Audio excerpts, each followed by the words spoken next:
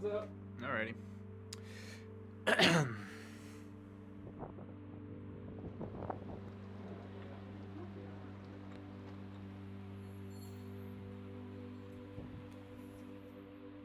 Paint me like one of your French girls, Chris.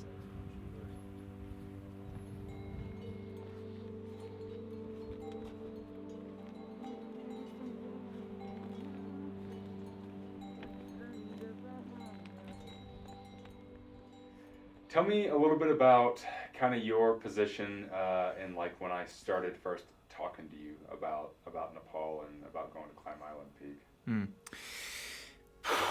Gosh, when was that? I mean, I remember you and I talking about Nepal, climbing, Karakoram, even all the way back to the CDT. It's something that I've personally been dreaming about since I was a kid and have always wanted to go to the Himalayas. So I'm a very proficient climber. I know my systems, I can get up big walls, but navigating snow and ice is something that is a little bit out of my element, a lot out of my element.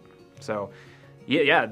Naturally, it came with a lot of anxiety and but excitement, and that's exactly why I wanted to pursue it. If I feel something that terrifies me, it's usually where I turn. You know, after meeting you on the CDT, seeing you going over there multiple times, seeing your footage, got me pretty jazzed. And so when you pitched it, it was kind of a no-brainer. Definitely in. Were you anxious about our trip and for like any other reason outside of just like the climbing? Yeah, I was. There is, you and me are very different people. And so I was anxious about the relational dynamics between me and you, and excited for that as well, because part of why I love doing these trips with people is expanding my worldview and my understanding of life and how people view life. And in these uncomfortable experiences, then you see people in their raw form. And so I was stoked to see you in that and for you to see me in that, but that comes with a level of vulnerability. And so knowing that both you and I were going to be out of our elements, it did come with a bit of anxiety of like, all right, what's this going to look like?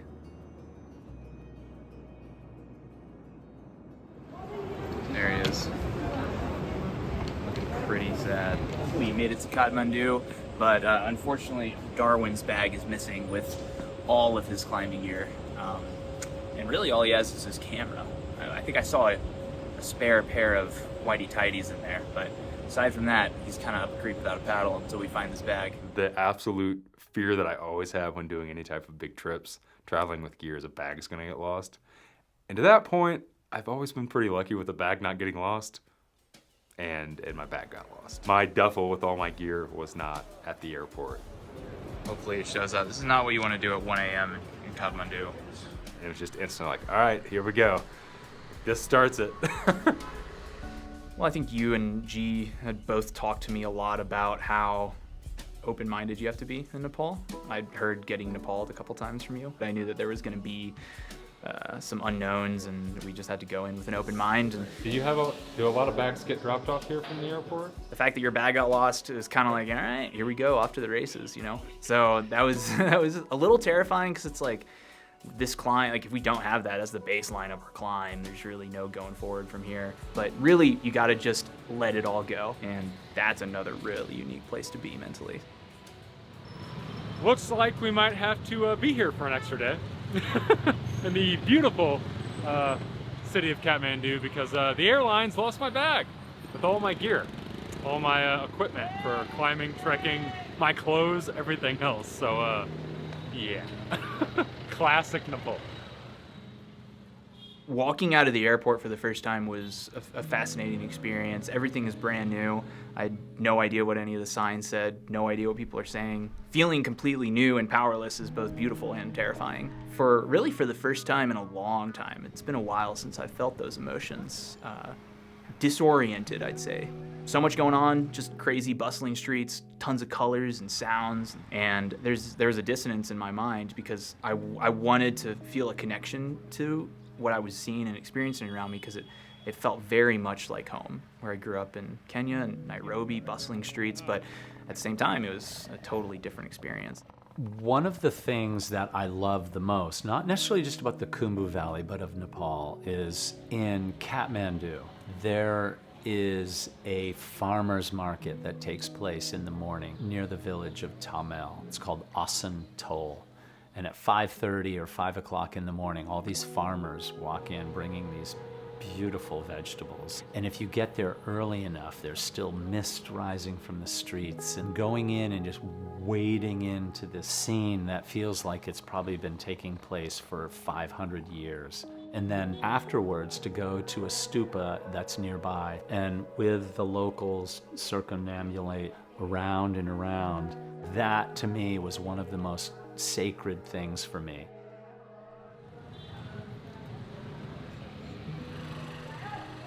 Update on the bag situation? Well, all morning I've been trying to figure out where the buy bag is. And then as we're sitting here, the phone rang. A lady from the front desk said the airport called, said they had the bag, and that it would seemingly be here within the next 1 to 2 hours. Now, if that means it'll actually show up in the next 1 to 2 hours, we'll see. But, luckily that night the bags finally did show up. But the curveball, kind of at the last minute, that I didn't expect was the fact that we were not flying out of Kathmandu to Lukla. This time I'm very, very sorry that... When I called my buddy Dorchi up in Lukla, he's like, oh yeah, no, nobody's flying out of Kathmandu. And I was like, well, that's a first.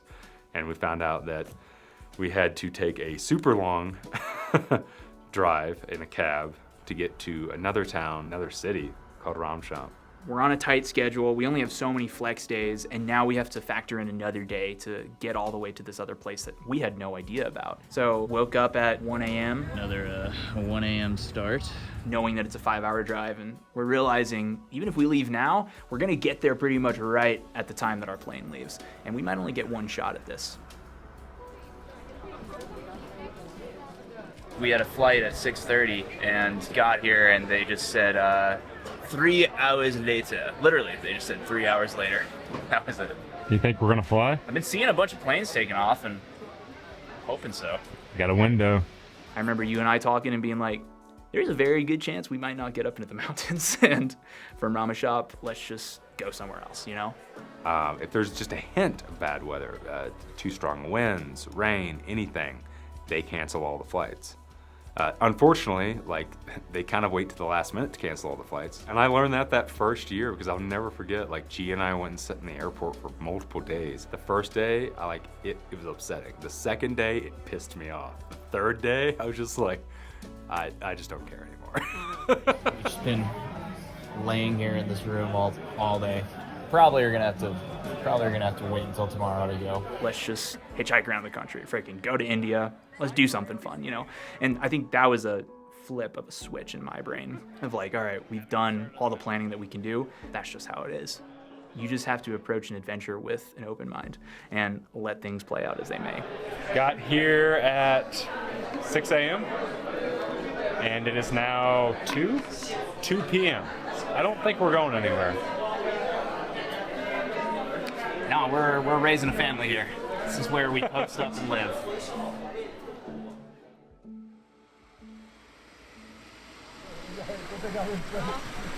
Well, we were supposed to be getting on this flight, and then we got out here, and all of a sudden, stuff started happening with the plane. So, not sure what's up. They were messing with the brakes, and now they're messing with the engine. So, we'll see if we actually take off or not. Oh baby, looks like we're going.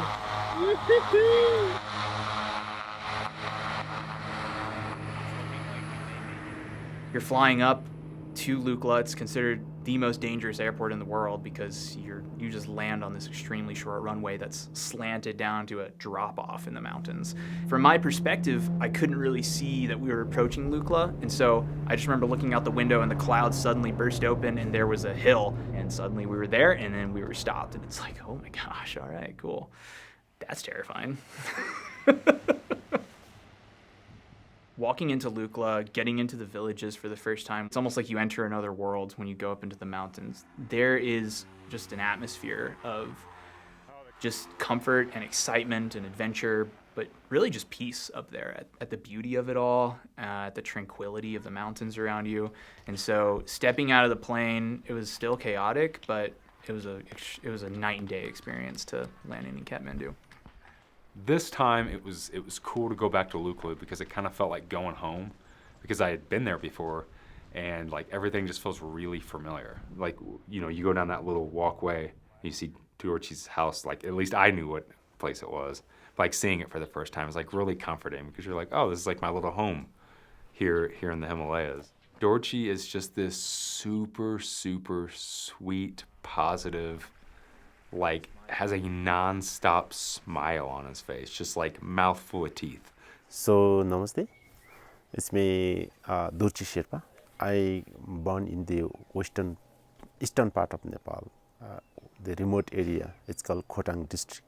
So I started Potters when I was 15 years old. Then I did continue 3 years Potters, and then assistant guide like 2 years, and then let's say I'm guiding since 2006. I ended up meeting Dorchi along our Everest Base Camp trek in 2022, and I think it was like on the second or third day we ended up kind of connecting, sitting real close together at a tea house, and like we needed another water or something, like a bottle of water, and like Dorchi, not our guide or anything, like got up. He's like, oh, I'll get it for you. You stay here, and he went and like got it for us.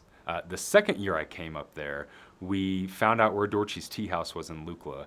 And before going off and doing the Gokyo route, unguided again, I actually stopped off and we dropped our bags off at Dorchi's tea house. So the first year, not being a client. The second year, not being a client of his. And I told him last year, like, I want to come back, I want to do a climb, and I want to do it with you. I want to hire you to be the person. Unfortunately, you know, we couldn't hire Dorchi. Like, Dorchi set everything up. He was the man on the ground, got everything done.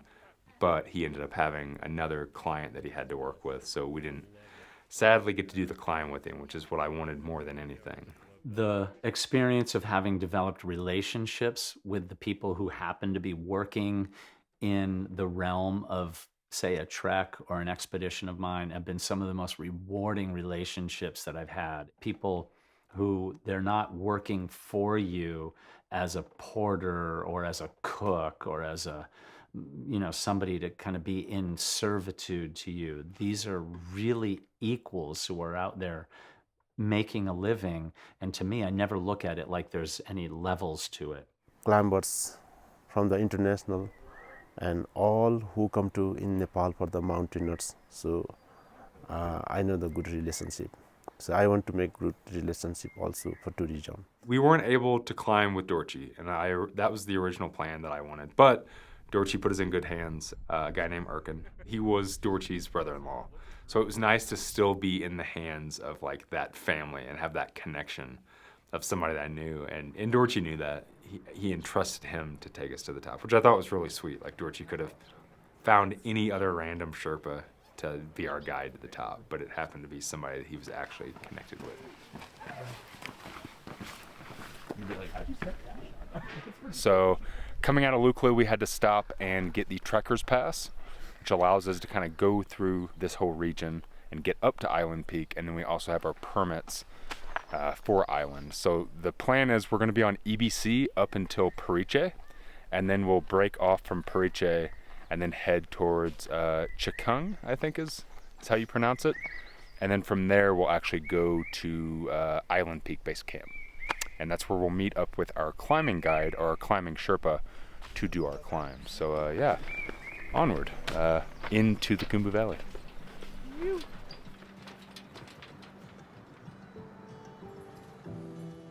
There's just no way to prepare you for what it feels like to start moving up that valley.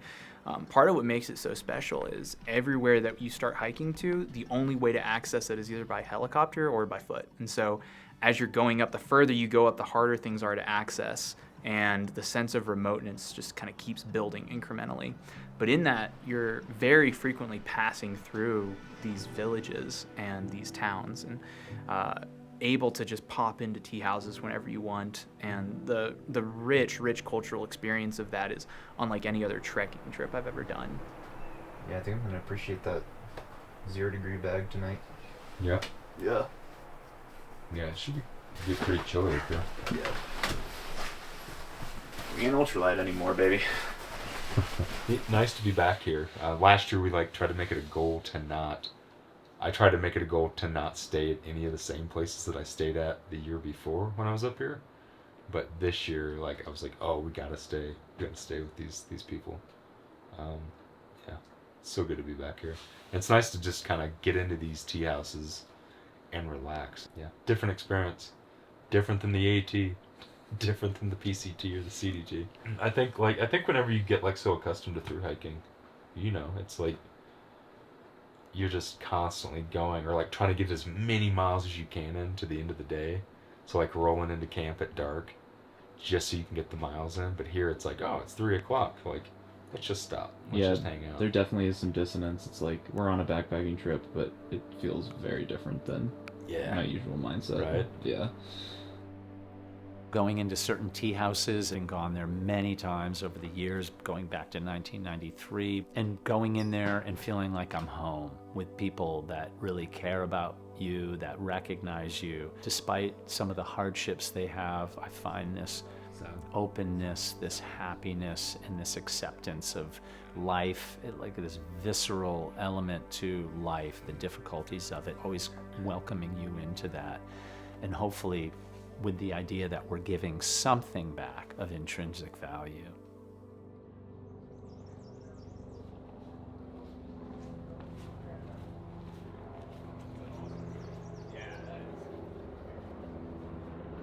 We started the climb to Namche after the famous Hillary Bridge. So basically, once you cross the Hillary Bridge, you kind of start ascending out of the main Khumbu Valley.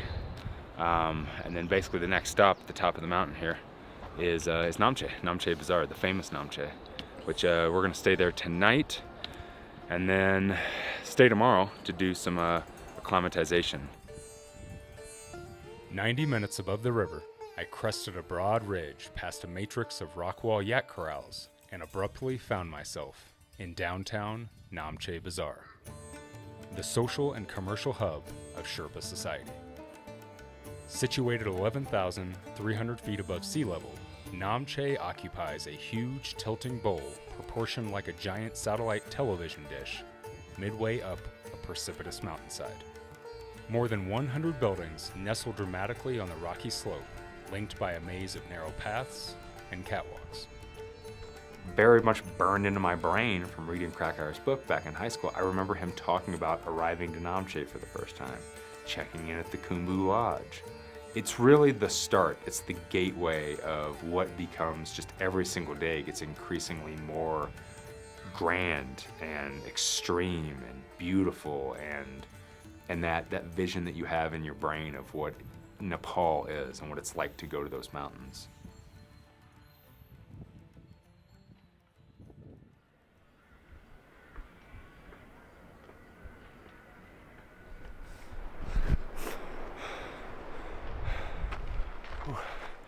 Currently climbing from Namche up to Tengbuche.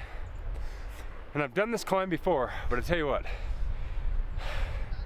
a 8-pound pack on your back versus like a 35, 40-pound pack on your back, whew, makes a hell of a difference. I have a few more years on him. Once he gets to my age, he'll learn the ways of how to conserve energy and take it nice and chill on the way up. Right. Yeah. But it's all right. I'm teaching him. That's what these trips are for. That's what I have to deal with every day. Damn kid. It's good for you. Can't blow too much sunshine up your skirt. Part of what was really cool about working your way up the valley is you start in a lot more densely populated areas and you're hitting more tea houses and villages. And then as you get closer up to the Everest base camp and kind of trekking peaks areas, Lhotse Everest, then it just becomes a lot more remote. And so there's just this gradient as you work your way up the valley where you're seeing less people, you're seeing less homes and villages, and that was really cool. So there's this constant kind of slow burn sense of like, we're getting out here. And then yet again, as Nepal does, it throws another wrench in the gears. Up in my sinuses, my nose, my throat, my chest.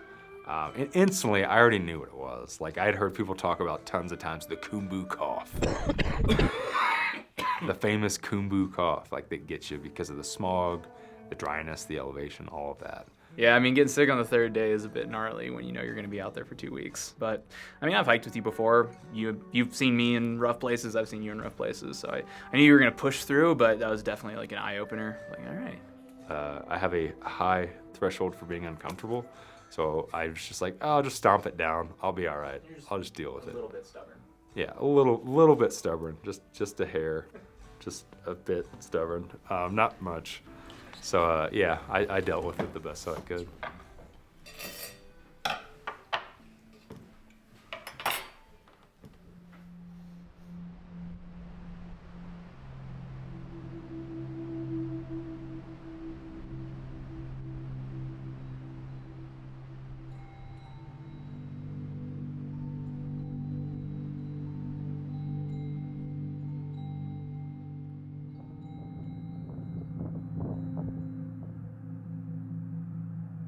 Some of the views of these gorgeous vistas of the greatest mountains in the world, alone or with a friend that you've shared this experience with, last with me forever. And I close my eyes many, many times and I drift there. And I think of it during the day, daydreaming while driving in my car.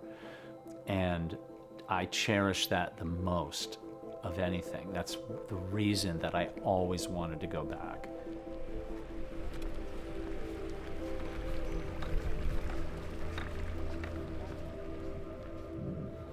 Our first view of Island Peak, up there in the distance. A little covered by clouds right now, but still pretty cool to see where we have been heading this whole time. Namaste. Namaste.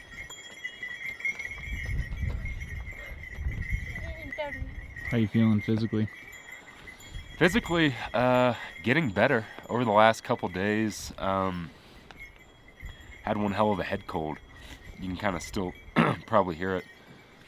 Just got shocked in my sinuses, but starting to get way better. As far as elevation goes, feeling pretty good. Got a little bit of tingling in the hands and the toes, but that's to be expected at just over 14,000, 14.4? 14.2. 14.2. But what's been great is not only have we gotten a view of island in the back, but this awesome view up here of Abu Dhabi. Maybe that'll be a future objective, huh?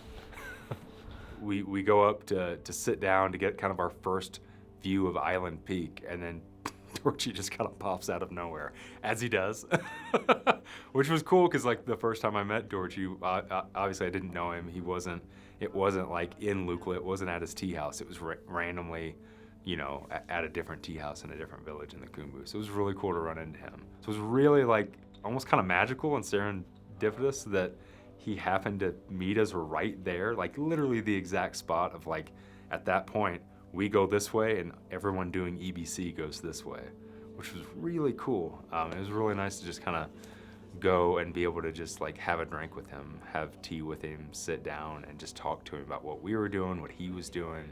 One of the most magical things about people there is like they're just so excited to have a relationship with you and take time to talk to you and, you know, kind of getting his blessing a little bit, I guess. Tell me a little bit about what happened the day that we climbed the Reef. Yeah, well, they say that adventures really bring out the best and the worst in people. And what was cool about that day is like that was going to be the first day going really close to 17,000 feet, which was the highest that I've ever been. Waking up that morning and being like, all right, we'll see what happens. Start climbing up, and we got to this beautiful little overlook where there was just this string of prayer flags fluttering in the breeze, and you're looking straight at Amadablam in the background, and it was euphoric, man. Like that was the most beautiful view for me up until that point.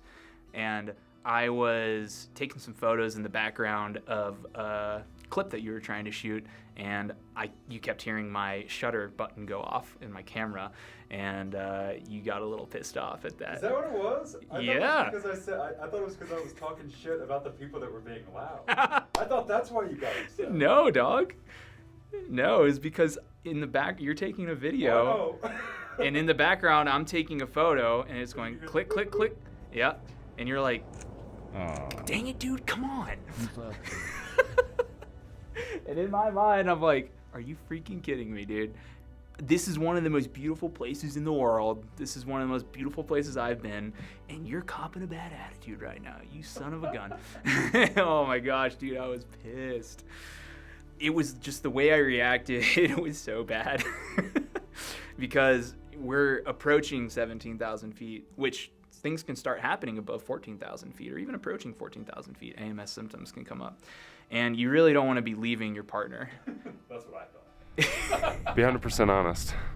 A little worried because Chris is not worried like for me, but Chris is all the way up there, and this is the first time I've ever climbed with somebody that has taken off that far ahead, which honestly doesn't give me very good, not a lot of faith for climbing Island Peak with a partner. Typically whenever you climb together, you climb together. You know, I'm struggling a little bit more because of my lungs and my head cold. Chris is on Diamox, so obviously he's moving a lot easier than I am, but kind of makes me feel a little shitty. The anger and the frustration overcame the logical side of my brain there. In my mind, I just knew I had to have some alone time and get some space. And so I kind of took off and I just started hoofing it up this hill. It was not easy at all. It's not like I was feeling really good. I was just like, I need some space. See, I didn't know you were mad. I thought that you were just feeling really good and you just took off. And I was like, you bastard. Yeah. No, dude. I was pissed. So we get to the top of the re. I get there first. I'm taking photos, shots. You come up. You're visibly ticked off. How you feeling? Not bad now that I'm up here. Little bit of a hard time. Coming up to 16,000 with still so much congestion from the head cold over the last couple days. So a little harder breathing and, trying not to take Diamox. So personally trying to take it a little slower up this climb so it didn't wear me out. It didn't start making me feel sick. After the interview, forget who brings it up, but there's an elephant in the room, and I believe it was you that was just like, hey man, next time let's stick together, because I don't want to be doing that again by myself. That's a really hard climb. We're at altitude. If we're gonna do this thing together, let's do it together. When you're on an expedition with somebody, you're gonna find out the best and worst that person can be, because you're gonna be your backs will be against the wall, or a storm is gonna hit you in the face, or something that puts you to the ultimate test is gonna come up. And in seeing people raw and open and vulnerable, in those instances, when you're there, non-judgmental and grateful for that experience, you develop these relationships that transcend and develop this understanding of each other that might have taken 10 lifetimes to develop otherwise. It's like manufactured experience of war on a much lower level, but similar, that you go through the trenches with people, and those relationships are so rewarding and enriching.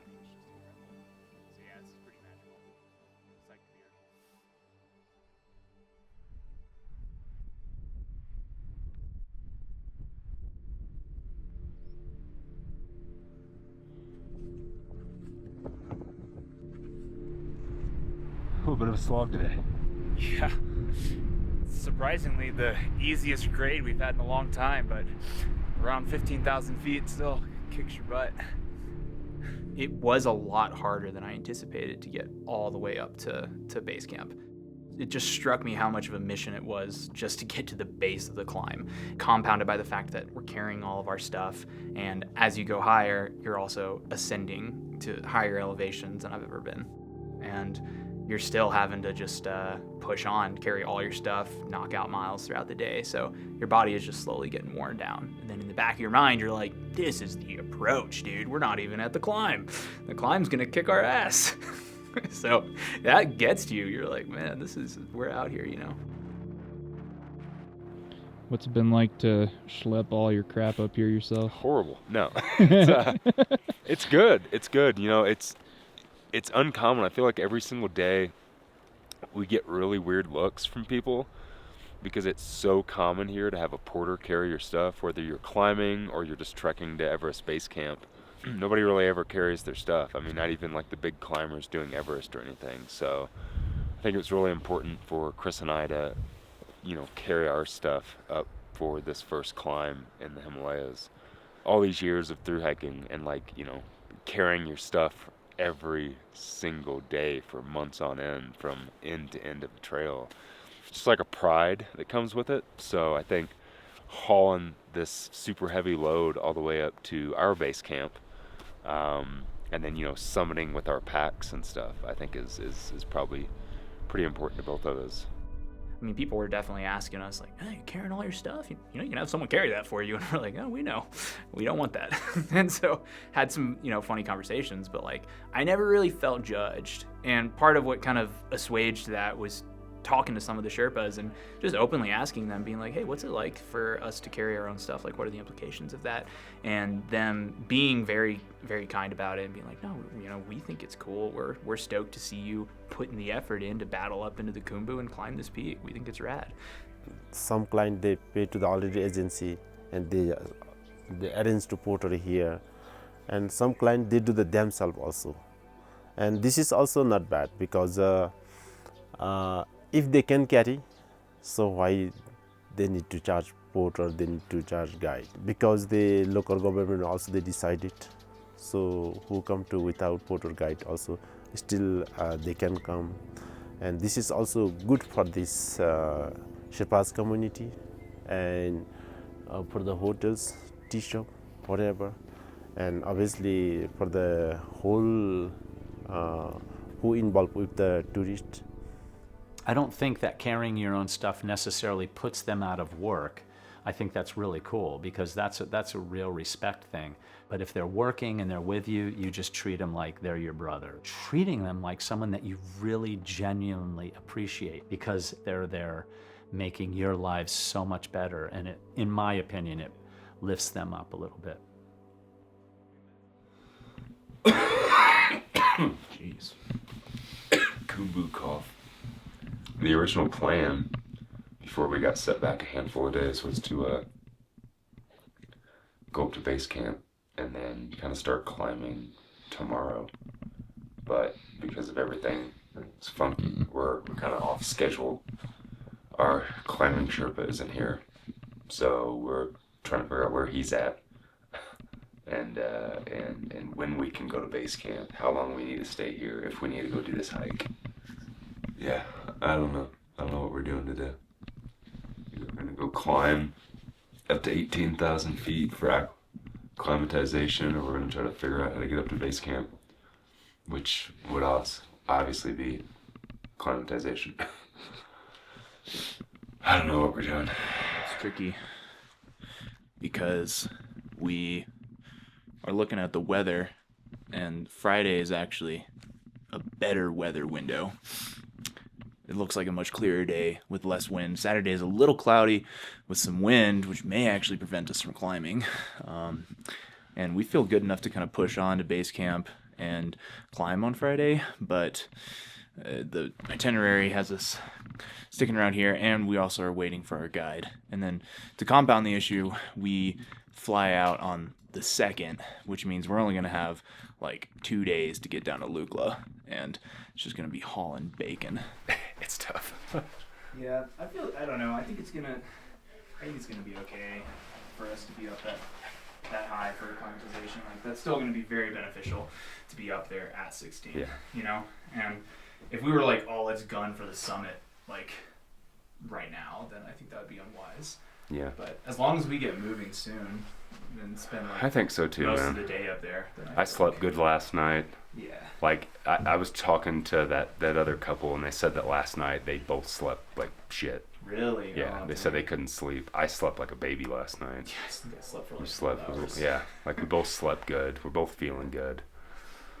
So it's one of those things that I think that we're gonna take the risk.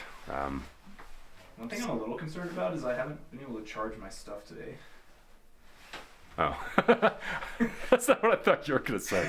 Like, the one thing I got this little headache. No, I couldn't charge my electronics. Yeah. That's pretty worrisome. I've had diarrhea iteratively for 5 hours. Which is my only concern.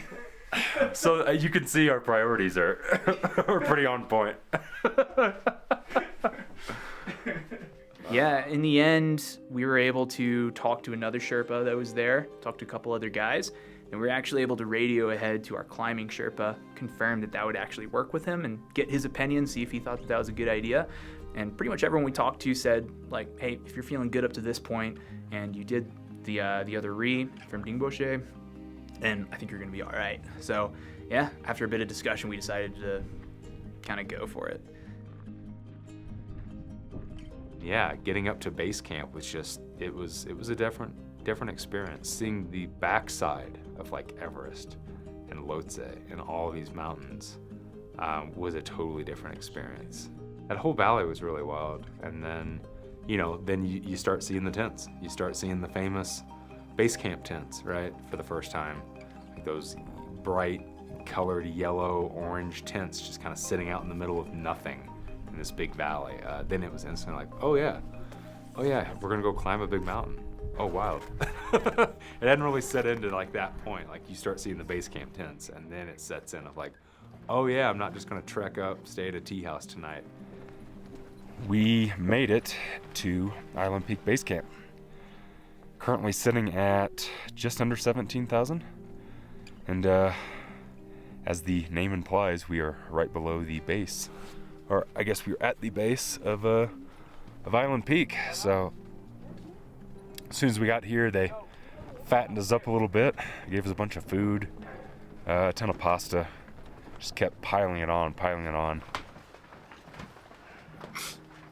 Are you gonna love that camera? Oh yeah.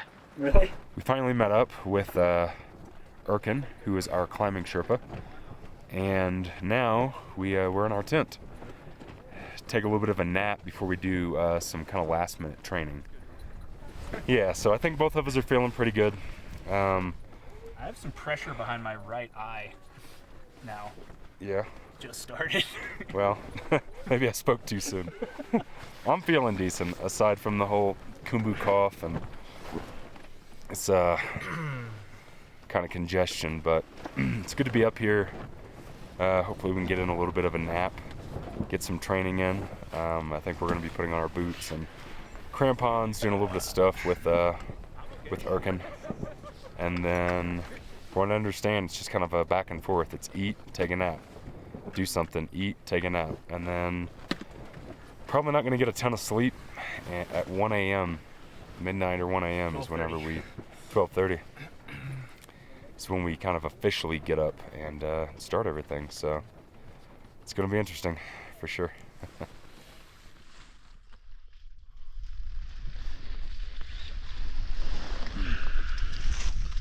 It is 12:30 on Friday, the 26th.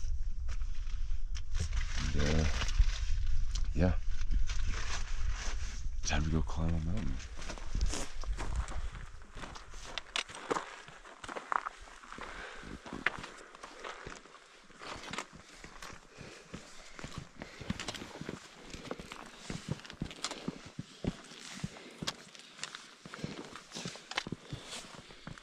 How you feeling? Really good. Yeah. Yeah, feeling nice. It's honestly really chill temps. Yeah, not bad, right? Yeah, I don't feel cold at all. I'm actually probably gonna shed the old puffy soon. You doing good? Good. Yeah? Yeah. Like your pace. It's perfect. Yes, Blake.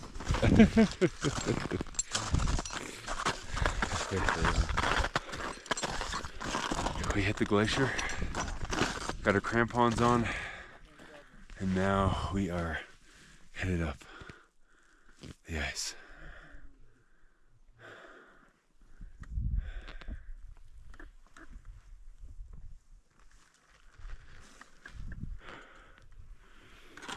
And all of a sudden, sort of feeling pretty real.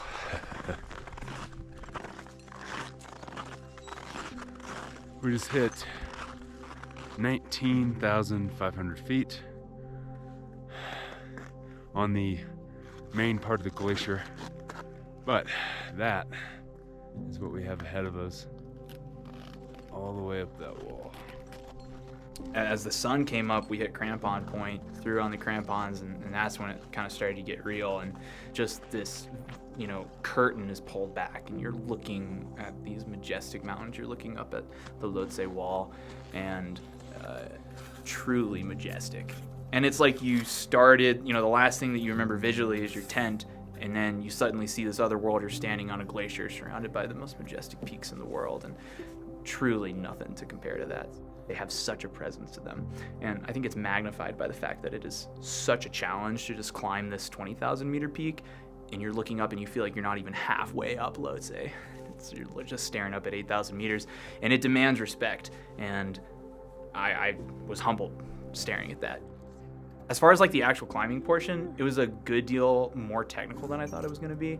We got to something of a head wall, and there was actually a section of just complete free-hanging ascending on one ascender on one rope, and you're looking down thousands of feet into the valley below you on ropes that as you put your ascender up, it's just fraying and rope is coming into your face. So it was a bit spooky. And then you get up onto this knife edge, and that's where it just got absolutely magnificent, because you can see down both sides of the peaks. And so you're on the left side looking up at Lhotse, on the right side looking back towards Amadablam, and it's kind of the final push. There's a fixed line that goes all the way to the top, and just start slowly jugging your way up. And before you know it, there you are, you're at the top. Yee-hoo! Island, baby! The climb didn't 100% go like I thought in my brain it would go. Like I don't know what I envisioned, but like it was different. Like the whole time going up, the vertical wall was different. Everything was different the way I felt. And then being on the summit, completely felt, in my brain I envisioned like watching movies and stuff, people like climbing Everest or climbing, Denali or something, and like planting the flag and being like, I am here. But it didn't feel that way. It had this different, powerful, humbling feeling to it. Very, very in the moment. Hadn't been that in the moment in a long time. In a really long time. Incredible. That was definitely special. And don't know why. I honestly couldn't tell you why. Couldn't tell you the main reason why. Like I felt so emotional. I just felt very, very in the moment, very connected to where I was at that moment.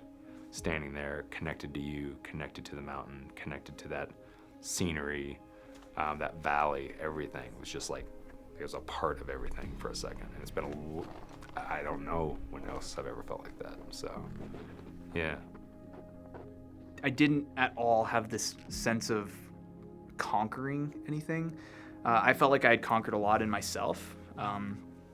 But really, I just had so much gratitude. Like I was so blown away by the beauty of it all. It was like almost an out-of-body experience, of like, I'm just a speck. I'm just this tiny little speck in this massive world, I think it's really important to be put in our place like that every once in a while. And to do this with you where it was new for both of us, like, that's really hard to fabricate. I've always felt the most gratitude for the experiences that smacked me down and humbled me and made me realize that I was not as powerful as I thought I was. It comes down to just realizing how fragile and beautiful just existence is. And I always felt the most gratitude for the messy parts, for the hard parts, for the parts that I was exasperated and exhausted and in filth that is found. That's where we learn the most about ourselves. Where do you look to find the truth about yourself? Not where the light is shining. Down there, at the bottom of that murky, dark well, you're gonna find the truth down there. Mountain climbing, boom. You wanna find it? Just go up on a mountain, get your ass kicked, and you find it. That's why.